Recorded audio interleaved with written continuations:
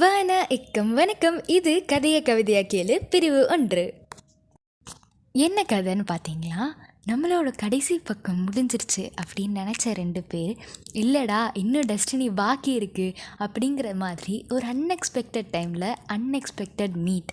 அந்த டைமில் அந்த பொண்ணோட ஃபீலிங்ஸ் எப்படி இருக்குது அப்படிங்கிறது தான் இப்போ பார்க்க போகிறோம். பிரிவின் பெயர் இது என்ன மாயம். நம் கதையின் இறுதிப் பக்கம் முடிந்துவிட்டது என்று நினைத்தேன்.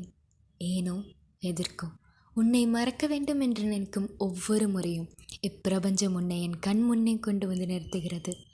ஏனோ எதற்கோ நாட்கள் பறந்தோடி இருக்கலாம், ஆனால் நினைவுகள் மறந்து போகவில்லை. இன்று இருள் எங்கும் சூழ்ந்திட, நட்சத்திரங்கள் நடனமாடிட, மக்கள் எங்கும் நிறைந்திட, மலர்கள் மகிழ்ச்சி அடைந்திட, ஒளி எங்கும் மலர்ந்திட, நான் என்னை மறந்திட, ஒளி எங்கும் பறந்திட, ஈசனின் முன்னே மீண்டும் உன்னை சந்தித்தேனே.